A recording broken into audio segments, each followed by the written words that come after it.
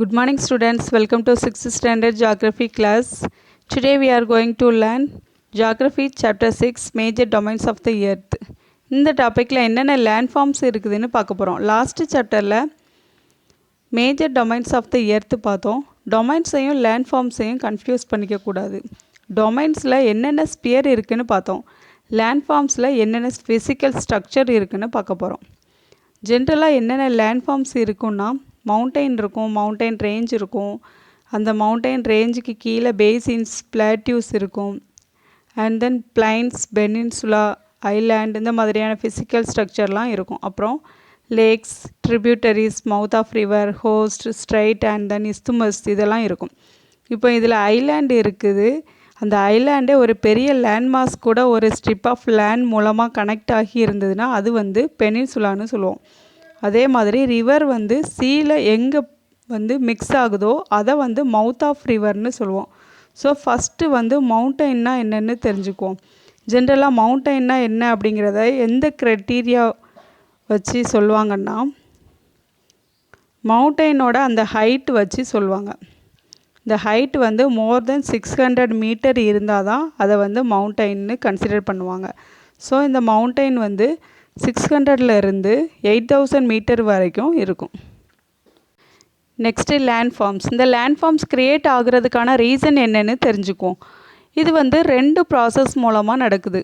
அது என்னென்னா internal process and external process. First internal process. Internal process அப்படிங்கிறது எர்த்துக்குள்ளே நடக்கிற ஒரு சேஞ்சஸ்னால ஃபிசிக்கல் வேர்ல்டில் என்னென்ன சேஞ்சஸ் நடக்குதுன்னு பார்ப்போம்.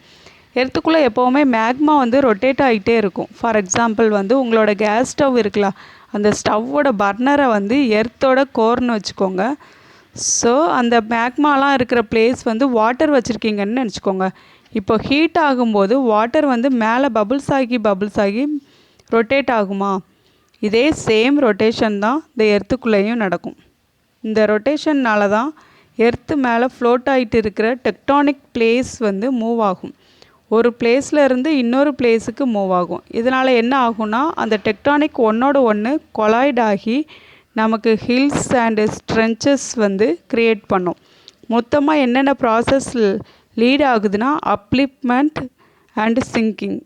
அப்லிஃப்ட்மெண்ட் அதாவது மவுண்டெயின்ஸ் வந்து க்ரியேட் ஆகும். அப்புறம் சிங்கிங், ட்ரென்ச்சஸ் ஃபார்ம் ஆகுதுல, அந்த ப்ராசஸ் தான் சிங்கிங்னு சொல்லுவாங்க. Next external process. ஜென்ரலாக நம்ம பார்க்குற எல்லா லேண்ட்ஃபார்ம்ஸுமே இந்த எக்ஸ்டர்னல் ப்ராசஸ்னால தான் க்ரியேட் ஆகிருக்கும். இப்போ எக்ஸ்டர்னல் ப்ராசஸில் என்னென்ன சப் ப்ராசஸ் இன்வால்வ் ஆகுதுன்னு பார்க்கலாம். ஃபஸ்ட்டு வந்து வியரிங். இப்போது தண்ணி பட்டு இந்த பெரிய லேண்ட்மாஸ் வியர் ஆகுது. இப்படி வியர் ஆகுறத நம்ம எதை வச்சு டிஃபைன் பண்ணுவோம்னா எரோஷன் வச்சு டிஃபைன் பண்ணுவோம்.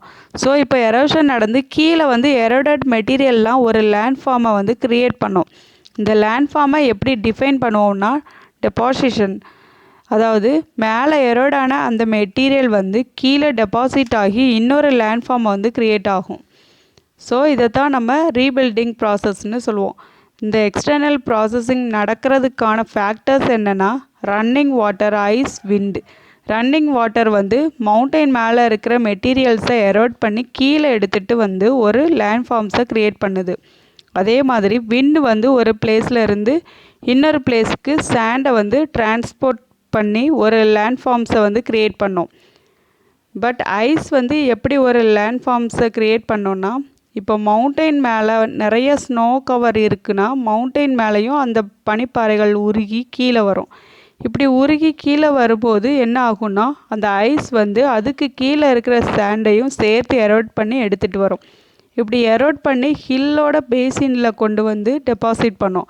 அப்புறம் அந்த ஸ்னோ மெல்ட் ஆகும்போது அந்த பிளேஸில் மீதி இருக்கிற அந்த எரோட் சாயில்லாம் அங்கே வந்து லேண்ட்ஃபார்மை க்ரியேட் பண்ணோம். ஸோ இதை தான் எக்ஸ்டர்னல் ப்ராசஸ்னு சொல்லுவோம்.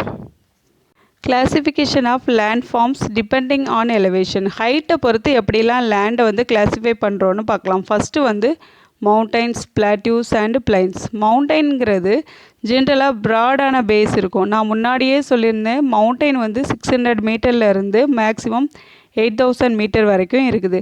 அதாவது மவுண்ட் எவரெஸ்ட். இந்த மவுண்ட் எவரெஸ்ட் வந்து கிட்டத்தட்ட க்ளவுட்ஸுக்கு மேலேயே அதோட எலிவேஷன் இருக்கும். ஸோ இந்த மவுண்ட் எவரெஸ்ட்டில் வந்து ஸ்னோ கவர் இருக்கும். இந்த மவுண்ட் எவரெஸ்ட் வந்து good water source structure. So அங்கே வந்து வாட்டர் ஸ்னோ ஸ்டோர் ஆகி இருக்கும். இதை தான் கங்கா பிரம்மபுத்திரா ரிவர் க்ரியேட் ஆகுறதுக்கும் முக்கியமான ரீசன். இப்போ லேண்டுக்கு மேலே இருக்கிற மவுண்டெயின் பார்த்தோம். நெக்ஸ்ட்டு வந்து அண்டர் வாட்டரில் இருக்கக்கூடிய மவுண்டெயின்ஸ் பற்றி பார்க்க போகிறோம். இந்த மவுண்டெயின் என்னென்னா மொனாக்கியா. இது வந்து ஹவாயில் இருக்குது. இந்த மவுண்டெயினோட ஹைட்டு வந்து 10,205 மீட்டர்ஸ். அதாவது சீக்கு அடியிலேருந்து இதை மெஷர் பண்ணால் இதோட ஓவரால் ஹைட்டு வந்து 10,205 மீட்டர்ஸ்.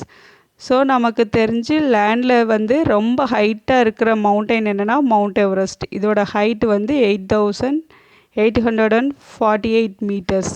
அண்டரில் இருக்கக்கூடிய மவுண்டெயின் என்னென்னா மொனாக்கியா. Next block mountain. Block mountain அப்படிங்கிறது வந்து லேண்ட்ஃபார்ம் கம்ப்ரஸ் ஆகுறதுனால ஃபோல்டு மவுண்டெயின் க்ரியேட் ஆகுதுன்னு பார்த்தோம். இதே ஒரு டெக்டானிக் பிளேட் ஸ்ட்ரெச் ஆச்சுன்னா என்ன ஆகும்னு பார்க்கலாம். லேண்டு வந்து ஸ்ட்ரெச் ஆகும்போது பிரேக் ஆகும். அப்படி பிரேக் ஆகும்போது சென்டரில் இருக்கிற அந்த பிரேக்கான பார்ட் வந்து கீழே வந்து சிங்க் ஆகிடும். இந்த பிக்சரில் பார்த்திங்கன்னா அந்த ஃபோல்டு மவுண்டெயினோட சாயில் லேயர்ஸ் ஸ்ட்ரக்சர்லாம் இருக்கும். பட் சென்டரில் வந்து அலைன்மெண்ட் வேறு மாதிரி இருக்கும். இந்த பிளாக் மவுண்டெயினில் இன்னும் 2 ஸ்ட்ரக்சர் இருக்குது. என்னெல்லாம்னா horst and graben. Next volcanic mountain. நம்ம எல்லாருக்குமே தெரியும் வால்கனோஸ் வந்து கண்டினியூஸாக எர்த்துக்கு அடியில் இருந்து ஃப்ளோ ஆகி வெளியில் வந்துகிட்டே இருக்கும். இப்படி ஃப்ளோ ஆகி வெளியில் வரக்கூடிய அந்த மேக்மாவை என்ன சொல்லுவோன்னா லாவான்னு சொல்லுவோம். ஸோ இந்த லாவா வந்து கண்டினியூஸாக கவர் ஆகிட்டே வரும். எர்த்துக்கு மேலே வந்து ஒரு சின்ன மவுண்டெயின் மாதிரியான ஸ்ட்ரக்சரை வந்து க்ரியேட் பண்ணும். வெளியில் வர்ற அந்த லாவா ஃபுல்லும் படிஞ்சு நமக்கு ஒரு மவுண்டெயின் ஸ்ட்ரக்சரை வந்து க்ரியேட் ஆகும். இப்படி தான் வால்கானிக் மவுண்டெயின் வந்து க்ரியேட் ஆகுது. ஒரு சில மவுண்டெயின்ஸ் வந்து க்ரியேட் ஆன அப்புறம் என்ன ஆகும்னா ரொம்ப ஹைட்டாக க்ரியேட் ஆகிடும். அண்ட் தென் அந்த லாவாவோட டெம்பரேச்சர் குறைஞ்சி கம்ப்ளீட்டாக அந்த பிளேஸை வந்து பிளாக் பண்ணிடும். நெக்ஸ்ட்டு மவுண்டெயினில் என்னென்ன இருக்குன்றதை பார்க்கலாம். ஒரு மவுண்டெயின் வந்து ஈவனாக அரேஞ்ச் ஆகிருந்தால் அதை என்ன சொல்லுவோன்னா மவுண்டெயின் ரேஞ்சுன்னு சொல்லுவோம். ஸோ இங்கே வந்து ஒரு லென்த்தான டிஸ்டன்ஸுக்கு இந்த மவுண்டெயின் ரேஞ்ச் வந்து அலைன் ஆகிருக்கும். இது நிறைய கிலோமீட்டர்ஸ் வந்து கவர் ஆகிருக்கும். எக்ஸாம்பிளுக்கு வந்து Himalayas, Alps and Anders. Mountain Himalayas வந்து இந்தியாவில் இருக்குது. ஆல்ப்ஸ் வந்து ஈரோப்பில் இருக்குது. ஆண்டஸ் வந்து சவுத் அமெரிக்காவில் இருக்குது. நெக்ஸ்ட்டு எத்தனை டைப் ஆஃப் மவுண்டெயின் இருக்குதுன்னு பார்க்க போகிறோம். 3 டைப்ஸ் ஆஃப் மவுண்டெயின் இருக்குது. Fold mountains, block mountains, volcanic mountains. First வந்து ஃபோல்டு மவுண்டெயின். ஃபோல்டு மவுண்டெயின் எப்படி க்ரியேட் ஆகுதுன்னா ஒரு டெக்டானிக் வந்து கம்ப்ரஸ் ஆகும். இப்படி கம்ப்ரஸ் ஆகுறதுனால என்ன ஆகும்னா ஃபோல்டு மவுண்டெயின் வந்து க்ரியேட் ஆகும். இந்த பிக்சரில் பார்த்திங்கன்னா சென்டரில் இருக்கிற அந்த ஃபிசிக்கல் ஸ்ட்ரக்சர் மட்டும் கொஞ்சமாக மேலே வந்துருக்குது. இதை தான் ஃபோல்டு மவுண்டெயின்னு சொல்லுவோம். சாயில் லேயர் வந்து அண்டுலேட்டட் ஸ்ட்ரக்சராக அலைன் ஆகிருக்கும். ஃபெமிலியராக இருக்கக்கூடிய ஃபோல்டு மவுண்டெயின் என்னென்னா ஹிமாலயன் அண்ட் ஆல்ப்ஸ் மவுண்டெயின். இது தான் ரொம்ப யங்கஸ்ட் ஃபோல்டு மவுண்டெயின். இது போக Aravalli range in India, Appalachians in north America and Ural mountains in Russia. இதெல்லாம் வெரி ஓல்டு ஃபோல்டு மவுண்டெயின்ஸ். இப்படி பிளாக் பண்ணுறதுனால என்ன ஆகும்னா ஃபர்தராக இங்கேருந்து லாவாவால் மேலே வர முடியாது. ஸோ இந்த பர்டிகுலர் மவுண்டெயின் என்ன ஆகும்னா டார்மண்ட் கண்டிஷனுக்கு வந்துடும். அதாவது பெர்மனண்ட்டாக அங்கே வந்து எந்த ஒரு வால்கானிக் மவுண்டெயினும் இல்லை அப்படிங்கிற சிச்சுவேஷனுக்கு வந்துடும். இப்படி வந்ததுக்கப்புறம் அந்த பர்டிகுலர் மவுண்டெயின் என்னவா யூஸ் ஆகும்னா ஒரு வாட்டர் ஸ்டோரேஜ் ஃபெசிலிட்டியாக யூஸ் ஆகும். அந்த மவுண்டெயினோட மவுத்துலேருந்து நிறைய லேக் வந்து ஃபார்ம் ஆகும். ஸோ ஃபெமிலியராக இருக்கிற வால்கானிக் மவுண்டெயின்ஸ் என்னென்ன இருக்குன்னா mount Kilimanjaro in Africa and mount Fujiyama in Japan. இது 2 தான் ஃபெமிலியராக இருக்கக்கூடிய வால்கானிக் மவுண்டெயின். ஒரு மவுண்டெயினில் என்னென்ன ஃபீச்சர்ஸ் இருக்குது, எதுக்கெலாம் யூஸ் ஆகுதுன்னு பார்க்கலாம். ஒரு மவுண்டெயின் வந்து ஜென்ரலாக வாட்டர் ஸ்டோரேஜ் ஃபெசிலிட்டிஸ்க்கு யூஸ் ஆகுது. ஸ்னோ கவர் இருக்கிறதுனால வாட்டரை வந்து ஸ்டோர் பண்ணி வைக்குது. அப்புறம் மவுண்டெயின்ஸில் வந்து டெரஸ் ஃபார்மிங் வந்து பண்ணுவாங்க. அதாவது பிளைன்ஸில் பண்ணுற மாதிரி கிடையாது. ஸ்லோப்பை வந்து ஒரு டெரஸாக கன்வெர்ட் பண்ணி அதில் வந்து ஃபார்மிங் பண்ணுவாங்க. இப்படி ஃபார்மிங் பண்ணுறதுல என்ன டிஸ்அட்வான்டேஜ்னால் அங்கே நிறைய கிராப் பிளான்ட் பண்ண முடியாது. அப்புறம் நிறைய கல்டிவேஷன் பண்ண முடியாது. இது போக அங்கேருந்து வர்ற வாட்டரை வச்சு எலக்ட்ரிசிட்டி வந்து ப்ரொடியூஸ் பண்ண முடியும். அப்புறம் அந்த மவுண்டெயின்ஸ் வந்து நிறைய வெஜிடேஷன்ஸ் வந்து ஹோல்ட் பண்ணி வச்சுருக்கோம். அதாவது இந்த வெஜிடேஷன்ஸை எப்படி சொல்லுவாங்கன்னா ஃப்ளோரான்னு சொல்லுவோம். அதுபோக அனிமல்ஸ் அண்ட் தென் மைக்ரோ ஆர்கானிசமும் இந்த மவுண்டைன்ஸ் வந்து ஹோல்ட் பண்ணி வச்சுருக்கோம். இதை வந்து ஃபனான்னு சொல்லுவோம். அண்ட் தென் மவுண்டைன்ஸில் இருக்கிற ஸ்னோ வந்து மெல்ட் ஆகி ரிவர் வந்து ஃபார்ம் ஆகும். இந்த ரிவர் பேசினில் ஈஸியாக கல்டிவேஷன் பண்ண முடியும். அப்புறம் மவுண்டைன்ஸ் வந்து டூரிசம்க்கு யூஸ் ஆகுது. அதாவது paragliding, hang gliding and skiing இந்த மாதிரி விஷயங்களுக்கெலாம் யூஸ் ஆகுது. Next plateaus. பிளாட்யூ வந்து மவுண்டெயினை விட சின்னதாக இருக்கும், பட் பிளைன்ஸை விட பெருசாக இருக்கும். ஜென்ரலாக பிளாட்யூஸ் அப்படிங்கிறது வந்து ஒரு எலிவேட்டட் ஸ்ட்ரக்சர், ஆனால் ஃப்ளாட்டாக இருக்கும்.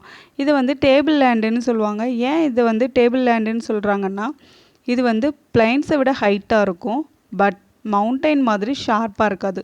ஒரு ஃப்ளாட் சர்ஃபேஸாக தான் இருக்கும். ஸோ இதை வந்து டேபிள் லேண்டுன்னு சொல்லுவோம். இந்த பிளாட்யூஸ் எப்படி க்ரியேட் ஆகும்னா, ஒரு லார்ஜ் போர்ஷன் ஆஃப் ஏரியாவில் வந்து கண்டினியூஸாக ரெயின்ஃபால் இருந்துகிட்டே இருக்குன்னா அது வந்து எரோட் பண்ணும். அப்படி எரோஷன் நடந்துட்டு இருக்கும்போது அந்த ஒரு பர்டிகுலர் பிளேஸில் வந்து எரோட் ஆகாமல் ஒரு பிக் ஃப்ளாட் சர்ஃபேஸ் வந்து இருக்கும். இந்த ஒரு ஹார்டான சர்ஃபேஸை வந்து பிளாட்யூஸ்னு சொல்லுவோம். ஃபேமஸான பிளாட்யூஸ் என்னெல்லாம் அப்படின்னா, Deccan plateau in India, east African plateau in Kenya, Tanzania and Uganda and the western plateau of Australia. ஃபைனலாக வந்து திபெத் பிளாட்யூ. இதோட எலிவேஷன் வந்து 4000 to 6000 metres above mean sea level. Next வந்து யூசஸ் ஆஃப் பிளாட்யூஸ். நான் முன்னாடியே சொன்னேன், ஒரு லார்ஜ் சர்ஃபேஸ் ஏரியா ரெயின்னால் எரோட் ஆகாமல் இருந்தால் அந்த பிளேஸை என்ன சொல்லுவோன்னா பிளாட்யூஸ்னு சொல்லுவோம். ஏன் மற்ற பிளேஸ்லாம் எரோஷனில் வந்து அடிச்சிட்டு போயிடுது, இந்த பிளேஸில் மட்டும் எதுவும் ஆகாமல் இருக்குது? இதில் வந்து நிறைய மினரல்ஸ் இருக்கும். அதாவது கோல்டு, டைமண்ட் இதெல்லாம் ரொம்ப ஹார்டான மெட்டீரியல்ஸ். இது வந்து வாட்டரில் அடிச்சிட்டு போகாது. ஸோ இதனால் இந்த பிளேஸ் வந்து மினரல் சோர்ஸாக இருக்கும். இதனால் இங்கே வந்து மைனிங் ஆக்டிவிட்டி நடக்கும். ஃபார் எக்ஸாம்பிள் ஆஃப்ரிக்கன் பிளாட்யூவில் இருந்து கோல்டும் டைமண்டும் எடுக்கிறாங்க. இந்தியாவில் சோட்டா நாக்பூர் பிளாட்யூவில் இருந்து அயன், கோல் அண்ட் மேங்கனீஸ் எடுக்கிறாங்க. நெக்ஸ்ட்டு இந்த பிளாட்யூவில் இருந்து நிறைய ஃபால்ஸ் வந்து க்ரியேட் ஆகுது. என்னென்ன ஃபால்ஸ்னால், ஹுன்ரு ஃபால்ஸ் இன் சபர்ணரேகா. இது என்ன பிளாட்யூனா Chota Nagpur plateau. Next Jog falls in Karnataka. ஃபைனலாக வந்து இந்த பிளாட்யூஸ் எரோஷனால் மட்டும் க்ரியேட் ஆகாது. இந்த லார்ஜ் போர்ஷனில் வந்து வால்கனோ கரப்ஷன் நடந்து அந்த லாவா வந்து ஃப்ளோ ஆகும். ஸோ அந்த லாவா ஃப்ளோ ஆகும்போது மற்ற ஏரியாஸை விட அந்த ஒரு ஏரியா மட்டும் எலிவேஷன் அதிகமாக இருக்கும். இதை வந்து லாவா பிளாட்யூன்னு சொல்லுவாங்க. ஸோ லாவா பிளாட்யூ தான் நிறைய பிளாக் சாயிலை ஹோல்ட் பண்ணி வச்சுருக்கும். இதனால் அந்த பிளேஸில் வந்து காட்டன் கல்டிவேஷனுக்கு ரொம்ப யூஸ்ஃபுல்லாக இருக்கும்.